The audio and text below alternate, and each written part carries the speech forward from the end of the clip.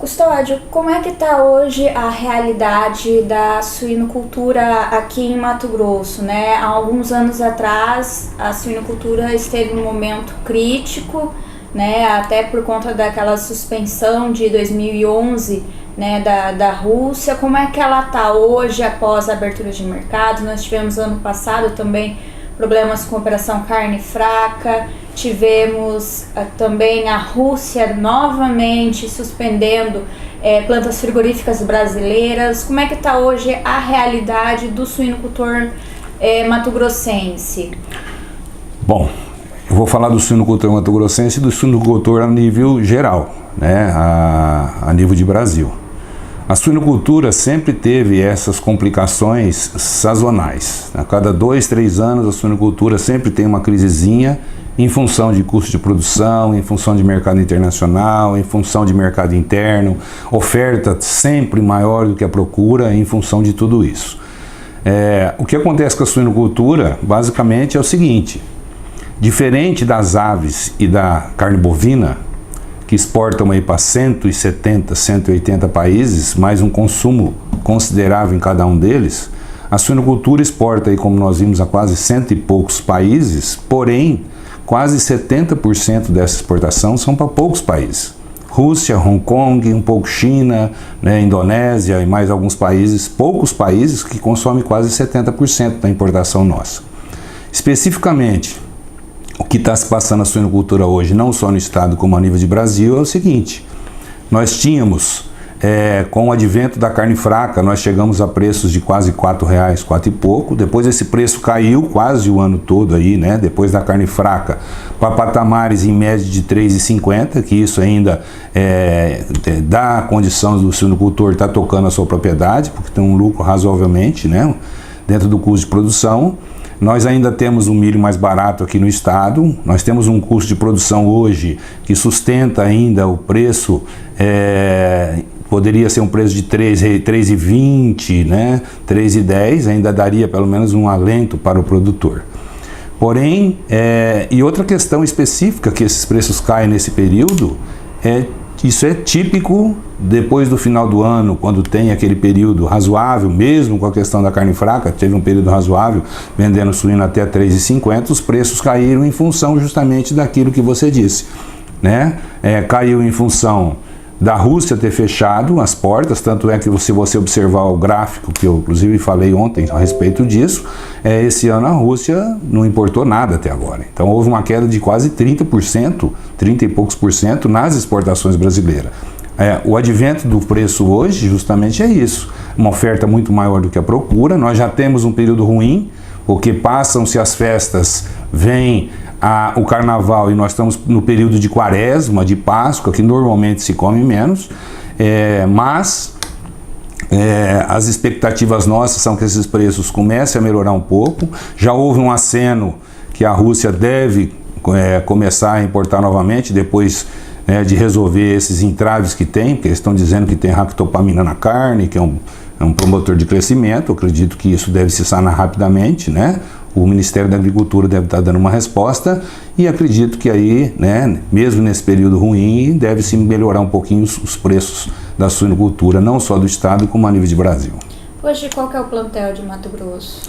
Hoje, o plantel de Mato Grosso hoje é em torno de 2,5 milhões de cabeças. Nós temos aqui um número que nós falamos aqui na associação, que é em torno de 142 a 150 mil matrizes, consideradas matrizes tecnificadas, de qualidade, comerciais, e ainda temos um volume de matrizes consideradas de fundo de quintal, de criatórios, monitoradas também pelo INDEA, pelo Ministério da Agricultura, para dar idoneidade à suinocultura daqui, mas ainda é uma suinocultura mais de subsistência.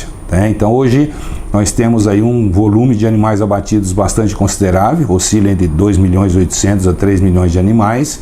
Temos aqui 5 frigoríficos com inspeção federal, né? Na região norte, aqui em Cuiabá, né? E na região sul do estado. O número de frigoríficos justamente não comporta todos esses animais que são produzidos aqui. Normalmente tem que sair um percentual fora do estado. Em função disso foi que a Associação dos Criadores de Suínos, nós conseguimos junto ao governo do estado, né, e outras parcerias, nós conseguimos dentro do governo do estado, primeiro, eliminar o preço de pauta, que esse preço de pauta deve se perpetuar a eliminação dele até junho. Né? E o ICMS, a partir de 1º de dezembro, nós conseguimos redução de 6% até 31 de maio deste ano de 2018. A luta nossa aqui na associação é que se perpetue essas duas coisas, né? Não tenhamos limites para essas questões, inclusive pelo momento que passa a suinocultura. Sabedores ainda que somos, que tem muito a se fazer aqui, né? Mas esses animais que estão saindo fora do estado vêm dar aí também um tipo de alento para o produtor aqui, para que ele possa tocar a sua propriedade, tocar a sua atividade.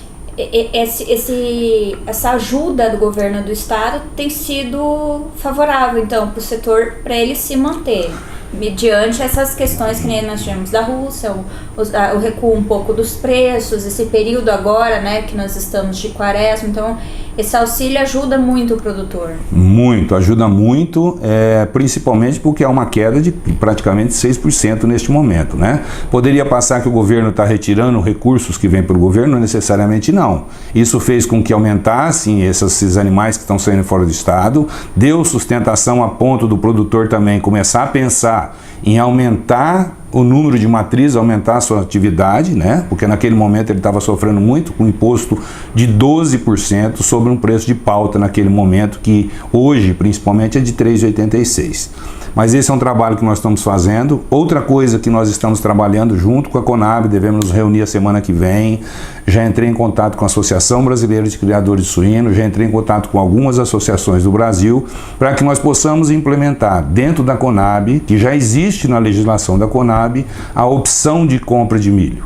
O produtor, quando ele tem a safrinha aqui no estado de Mato Grosso, que termina normalmente em julho. Em agosto ele ainda compra um pouco de milho barato, aí em função das exportações esse milho começa a encarecer um pouquinho, e esse produtor ele precisa disponibilizar muito recurso para se sustentar no que tange a segurar esse milho até a safrinha do outro ano. Então nós estamos indo no Ministério da Agricultura colocando a opção de compra do milho. O produtor vai pagar um prêmio para a Conab ou para onde a Conab tem e fica podendo pegar aquele milho ou não. Isso faz com que ele possa gradualmente ir pegando esse milho e faz com que ele não disponibilize tanto recurso, né, para armazenar esse milho para até o outro ano, o ano vindouro. Então é a associação que está trabalhando através do presidente Sr. Raulino, tem feito esse trabalho e toda a diretoria, né, e nós esperamos sanar esse problema que nós estamos passando agora, que não é tanta novidade, né, mas que nós acreditamos que num curto espaço de tempo isso vai melhorar. E nós estamos vendo aqui em Mato Grosso a questão das usinas de etanol de milho que, além do etanol, produzem o DDG. O que esse DDG representa para a suinocultura? Nós até não temos muita preocupação. Tem preocupação com o milho, principalmente porque existe uma bonificação que, né, ajuda um prêmio através do PEPRO para tirar esse milho daqui. O DDG é uma coisa que vai acontecer, né? O que a gente sabe, vai sair outras usinas. Nós já entramos em contato com eles, já estiveram aqui na associação, dizendo que se colocam à disposição, né, para na usina de etanol de milho esse DDG fazer parte do consumo dos animais que nós temos aqui. Hoje o consumo de toda a cadeia animal do Mato Grosso oscila entre 5 milhões de toneladas entre farelo de soja e milho, né? Sabedores que somos, que colhemos aí 26, 29, 30 milhões, então isso dá tranquilamente. Apesar que nós sempre estamos cobrando o governo do estado, cobrando principalmente o governo federal, para que entenda que é imprescindível um estoque que a Conab tem, porque se esse milho sair todo daqui, nós vamos ter uma dificuldade muito grande para importar milho de fora para o centro-oeste em função das dificuldades e em função do custo. Então esse é um trabalho que nós temos feito. Outros anos nós já conseguimos liberar junto à Conab, junto ao Ministério da Agricultura, os leilões para o estado de Mato Grosso que não tinham anteriormente.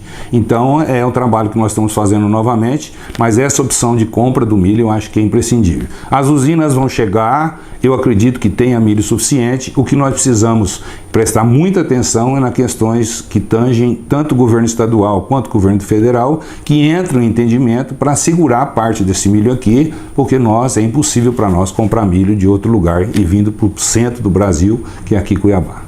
E linhas de crédito, como é que está essa questão para a suinocultura? Bom, nós temos uma cadeira na Câmara Técnica do FCO, e no Conselho, nós fazemos parte, estamos indo periodicamente lá, conseguimos instituir ainda em 2016, colocar dentro do FCO um recurso para retenção de matrizes, né? Num volume, se não me falha a memória, até de 3 milhões, se não me engano, preciso averiguar isso. Então o produtor que precisa reter, precisa de recurso nesse momento, pode buscar o FCO, né, dentro do Banco do Brasil, e um pouco também no Sicredi e outras instituições, porque lá existe uma linha de financiamento para a retenção de matrizes suínas, principalmente e especificamente nessas questões que envolvem o custo de produção, porque a retenção de matrizes não é só para reter a matriz, mas é para compra de milho, para uma infinidade de coisas que se faz necessário para a atividade da suinocultura. Outras questões, né, que normalmente vem perguntar é que dentro do FCO também se precisa ter as garantias normais, que não somos nós que exigimos, nem o próprio FCO, é o Banco do Brasil que exigem, né, essa idoneidade. A recomendação nossa é que se os produtores tiverem alguém, né, ou busquem alguém que possa intermediar entre FCO, essa documentação, esse projeto, e busca os recursos, que os recursos têm aí com juro bem acessível e bem interessante. E como é que está hoje a questão do consumo, né? A gente tem visto que vocês têm realizado diversas ações, né? A Crismate está realizando diversas ações para promover o consumo. Vocês realizaram recentemente um evento na Feira do Porto, vocês têm um concurso, né, que incentiva o desenvolvimento de receitas à base da carne suína. Como é que está essa questão? Bom, especificamente nós temos um programa chamado PNDS, Programa Nacional de Desenvolvimento da Suinocultura, que é uma parceria que nós temos com a Associação Brasileira e junto ao SEBRAE, que trabalha em todos os estados essas questões que envolvem o marketing da carne suína e uma disseminação junto a médicos, nutrólogos, nutricionistas, pessoas ligadas ao setor da gastronomia, cursos de gastronomia, né, palestras de saudabilidade da carne suína, palestras sobre os cortes da carne suína e etc. Então é uma parceria que nós temos com eles. Periodicamente nós temos a semana, todo setembro normalmente tem-se a Semana Nacional da Carne Suína. Isso fez com que nós saíssemos num patamar lá em 2010 de 10, 11, 12 quilos per capita, e hoje nós aumentamos nesse período praticamente de 8 anos em torno de 5 quilos, mais ou menos, 4 quilos e pouco. Parece pouco, mas a nível de Brasil é um volume bastante considerável. Esse trabalho continua, a associação já faz isso há muito tempo. Nós temos esses concursos do melhor da carne suína mato-grossense, que deve se fazer de uma outra maneira. Fizemos no final do ano passado, dentro do mercado do Porto, também uma ação que envolve cortes de carne e capacitação das pessoas do Porto, dos bares e restaurantes lá de dentro. Inclusive já começam a servir pastéis, salgados à base de carne suína. E esse ano também nós temos várias atividades que envolvem o consumo da carne suína. Anteriormente nós comíamos aqui há 15 anos atrás em torno de 5, 6 quilos per capita, hoje já comemos 12, 13 aqui no Mato Grosso. Isso. Então isso é bastante considerável, né? Parece pouco, mas é um aumento praticamente de mais de 100%, e essas ações devem continuar, sabedores que somos também, que temos que fazer ações em estados que têm grandes populações em função do percentual que nós temos aqui. Nós temos 3 milhões e meio de pessoas e produzimos, o que produzimos aqui, não consumimos nem 20% dessa carne, então obrigatoriamente nós temos que fazer políticas também de retirar essa carne daqui, junto ao governo federal, junto ao governo do estado, para que possamos tirar essa carne daqui e dar essa sustentabilidade para a cadeia. E então a associação, representando os produtores, também faz essa intermediação junto ao estado e junto à frente parlamentar dentro da Assembleia Legislativa, onde a gente tem com vários tipos de programas para trabalhar também não só a questão das exportações da carne do Mato Grosso para outros estados ou para outros países, mas também capacitação de pequenos produtores, melhorando a suinocultura dos pequenos produtores, juntamente com o Senar, que é nosso parceiro. Então isso tem sido feito numa constante aqui dentro da Associação dos Criadores, fomentados pela diretoria e pelo presidente, Sr. Raulino Teixeira Machado.